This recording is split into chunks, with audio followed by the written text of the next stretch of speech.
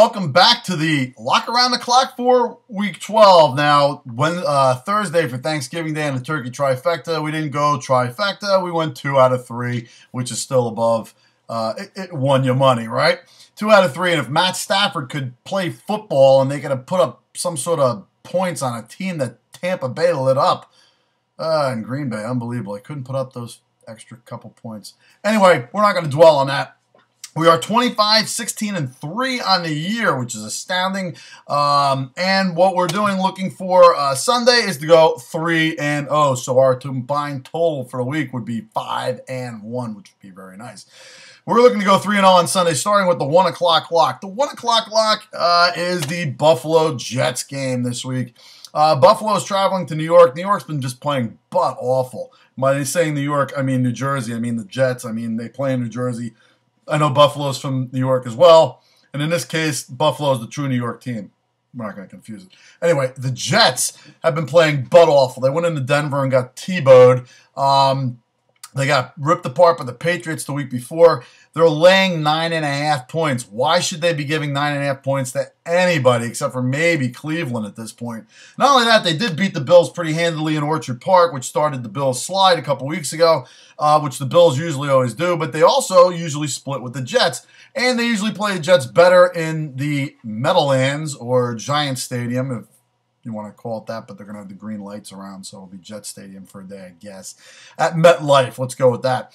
The Bills are without Fred Jackson, who is on an all-time pace. Third leading rusher, unfortunately broke his leg, bone in his leg. He'll be out, but you will see C.J. Spiller, who has explosive speed out of the backfield. The Jets, how do they handle explosive speed out of the backfield? Look at week 2 against the Raiders when Darren McFadden had explosive speed out of the backfield and destroyed them. C.J. Spiller is the same type runner. Now, he isn't as powerful as Run DMC. He doesn't blow people over, but he's like one of those guys like Chris Johnson that gets in the open, you get him the ball, and he goes. I think Revis is going to have his troubles with Steve Johnson. Steve Johnson is going to have, he's going to be a little healthier this week and should be back to form. The Bills still are pretty tough on defense, and I look for them to rebound here. They will play well. It is their nemesis. 9.5 points is a lot. I see this being somewhere in a 2017 game.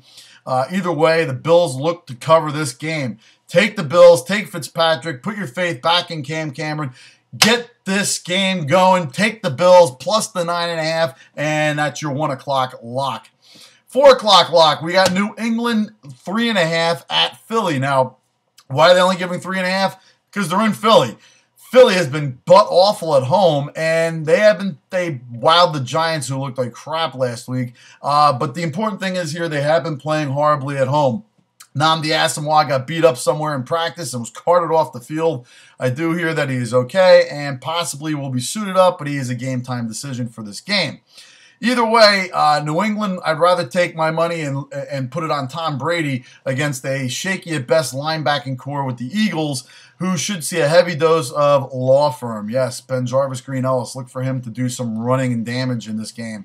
And then Brady to just take over in the second half, if not in the first half, and cut apart this weak Philadelphia defense. Philly, on the other hand, yes, they can exploit New England's pass defense because everybody seems to, except for you're going to have probably Vince Young quarterbacking here. I don't see him having 2 decent games in a row. Vic might play. He practiced a little bit. His ribs are banged up.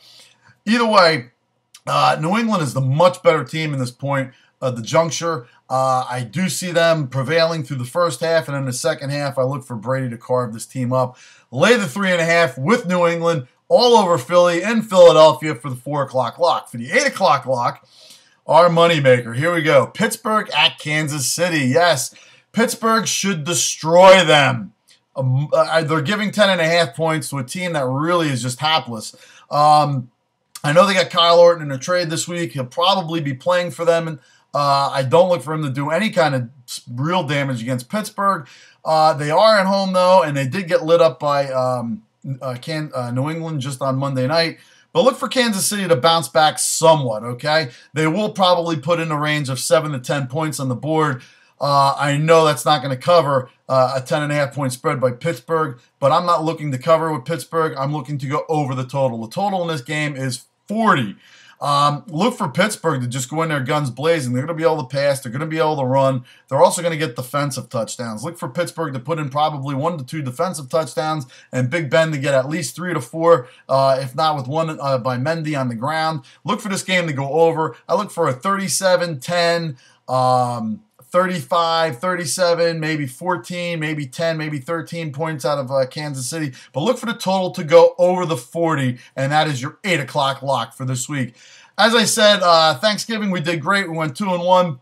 Looking to improve and go 3-0 on Sunday to a 5-1 for the week. And you could take that to the book. You could take it to the bank. And as always, folks, hope you had a nice Thanksgiving. But until next time, you take it easy.